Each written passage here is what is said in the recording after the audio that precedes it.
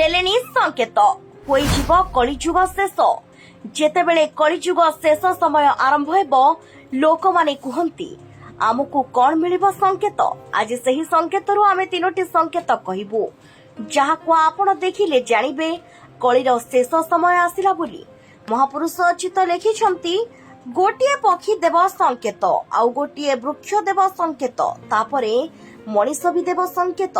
ମହାପୁରୁଷ ଅନନ୍ତ ପଟାମଡ଼ାନରେ ଶିଷ୍ୟ ବାରଙ୍ଗକୁ କହିଛନ୍ତି, ଯେତେବେଳେ ଦେଖିବୁ କଳି ଯୁଗରେ ସବୁ ଅଦ୍ଭୁତ ଓ ଅସମ୍ଭବ ଜିନିଷ ହେବ, ଲକ୍ଷଣ ଯଦି ଆମେ ଦେଖିବା ତେବେ ସତ୍ୟ ହୋଇ ଚାଲିଛି ମାଳିକା। ଶିଶୁ ଅନନ୍ତ କହିଲେ, ଅଦିନେ ଲିମ୍ବ କଢି ଯେ ଧରିବ, ଅଦିନେ ଆମ୍ବ ବଉଳ ହେବ, ଅବିଳମ୍ବେ କୋଇଲି ରାବିବ, ବାରଙ୍ଗ ପୁରୁଷ ପୁତ୍ର ପ୍ରସବ।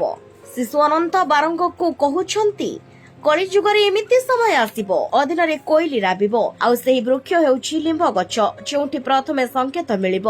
ଲିମ୍ବ ଗଛରେ ଅଦିନରେ ଲିମ୍ବ କଢି ଧରିବ, ଆମ୍ବ ଗଛରେ ଅଦିନରେ ବଉଳ ମଧ୍ୟ ହେବ। ଏମିତି ସମୟ ଆସିବ ଯେତେବେଳେ ପୁରୁଷ ପୁତ୍ର ପ୍ରସବ କରିବ। ଜାଣିବେ କଳି ଯୁଗରେ ଆଉ ବେଶୀ ସମୟ ନାହିଁ। ଅଚ୍ୟୁତ ମହାପୁରୁଷ ଆଉ କଣ ସଂକେତ ମିଳିବ କହିଛନ୍ତି, ସାନମାନେ ବଡକୁ ମାରିବେ, ଶାଶୁକୁ ମାରିବ ବୋହୂ, ଗୁଆ ଘିଅ ଅମ୍ବିଳ ଲାଗିବ, ମହୁ କଷା ଲାଗିବ।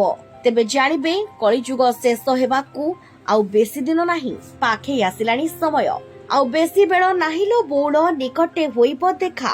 ପଞ୍ଚସଖା ମାନେ କହି ଯାଇଛନ୍ତି, ନିକଟେ ହୋଇବ ଦେଖା। ଘଣ୍ଟା ଠିକ କରିବା ପାଇଁ ଦୁନିଆରେ ଅନେକ କାରିଗର ମିଳିବେ, କିନ୍ତୁ ସମୟକୁ ଠିକ କରିବା ବାଲା ଜଣେ, ଯିଏ ବଡ ଦେଉଳରେ ବସିଛି। ସେଥିପାଇଁ ବିପତ୍ତି ପଡିବା ପୂର୍ବରୁ ଟିକେ ଶ୍ରୀପତିକୁ ଧ୍ୟାନ କରନ୍ତୁ।